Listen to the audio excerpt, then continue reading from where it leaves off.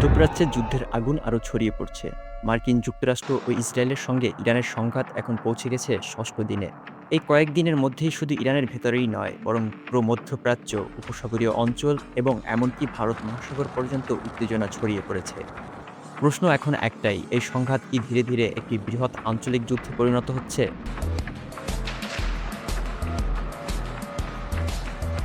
ইরানের ভেতরের পরিস্থিতি। ইরানের রাষ্ট্রীয় গণমাধ্যম জানিয়েছে, গত ৫ দিনের মার্কিন ইসরায়েলি হামলায় মৃতের সংখ্যা বেড়ে দাঁড়িয়েছে ১,০৪৫ জনে। আর আহত হয়েছেন ৬,০০০-এরও বেশি মানুষ। ইরান অভিযোগ করেছে, দেশজুড়ে ৩৩টি বেসামরিক স্থানে হামলা হয়েছে। এই হামলার তালিকায় রয়েছে হাসপাতাল, স্কুল, আবাসিক এলাকা। তেহরানের ঐতিহাসিক গ্র্যান্ড বাজার এবং ইউনেস্কো তালিকাভুক্ত বেলুচিস্তান প্রসাদ কমপ্লেক্স। এদিকে ইরানের রাজনৈতিক ভবিষ্যৎ নিয়েও শুরু হয়েছে নতুন আলোচনা। প্রয়াত সর্বোচ্চ নেতা আয়াতুল্লাহ আলী খামেনির পুত্র মোজতবা খামেনি এখন দেশের সর্বোচ্চ নেতৃত্বের জন্য অন্যতম শক্তিশালী প্রার্থী হিসেবে উঠে এসেছেন। যুদ্ধ ছড়িয়ে পড়ছে নতুন এলাকায়। সংঘাত শুধু ইরানের ভেতরেই সীমাবদ্ধ নেই। ভারত মহাসাগরে ঘটেছে এক নাটকীয় ঘটনা।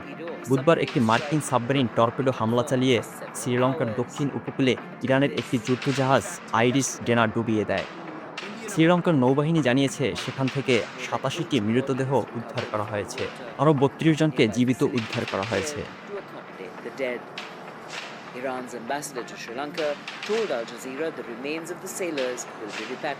উত্তর পশ্চিম ইরানে নতুন করে সংঘাতের ইঙ্গিত দেখা যাচ্ছে। কুর্দি ইরানি সশস্ত্র গোষ্ঠীগুলো ইসলামী সরকারের বিরুদ্ধে স্থল আক্রমণ শুরু করেছে বলে বিভিন্ন সূত্রে জানা যাচ্ছে। আর মার্কিন কর্মকর্তারা নাকি ইরাকি কুর্দি বাহিনীকে সীমান্ত অভিযানের জন্য প্রস্তুত থাকতে বলেছেন। ফলে ইরান এখন একাধিক ফ্রন্টে যুদ্ধের মুখে পড়তে পারে। No ship in every type is not allowed to pass from the Strait of Hormuz till next notice. Hormuz প্রণালীতে উত্তেজনা। বিশ্ব অর্থনীতির জন্য সবচেয়ে গুরুত্বপূর্ণ সমুদ্রপথগুলোর একটি হলো হরমুজ প্রণালী। এই পথ দিয়েই বিশ্বের বড় একটি অংশের তেল পরিবহন হয়। কিন্তু বুধবার আইআরজিসি ঘোষণা দিয়েছে এই প্রণালী বন্ধ করে দেওয়ার হুমকি। ফলে আন্তর্জাতিক জাহাজ চলাচল কার্যত স্থবির হয়ে পড়েছে। উপসাগরীয় দেশগুলিতে আতঙ্ক। ইরানের পাল্টা হামলার আশঙ্কায় পুরো উপসাগরীয় অঞ্চলে উত্তেজনা বেড়ে গেছে। কাতারে মার্কিন দূতাবাসের আশেপাশের এলাকা থেকে বাসিন্দাদের সরিয়ে নেওয়া শুরু হয়েছে। কুয়েতের উপকূলের কাছে একটি তেলবাহী ট্যাঙ্কারের পাশে বিস্ফোরণের খবর পাওয়া গেছে। এদিকে ইউক্রেনের প্রেসিডেন্ট ভলোদিমির জেলেনস্কি বলেছেন, ইরানি ড্রোন ও ক্ষেপণাস্ত্র হামলার বিরুদ্ধে প্রতিরক্ষায় সহায়তা করতে ইউক্রেনীয় বিশেষজ্ঞদের পাঠানোর পরিকল্পনা করা হচ্ছে। লেবানন ও ইসরায়েল ফ্রন্ট। লেবাননেও সংঘাত তীব্র হচ্ছে। ইসরায়েলি বাহিনী বৈরুত এবং খিয়াম সহ বিভিন্ন এলাকায় হামলা চালাচ্ছে এবং সেখানে হিজবুল্লাহর সঙ্গে তীব্র গোলাগুলি চলছে। অন্যদিকে ইসরায়েল ঘোষণা করেছে, তেহরানের সামরিক অবকাঠামোর বিরুদ্ধে নতুন করে হামলার ঢেউ শুরু হয়েছে।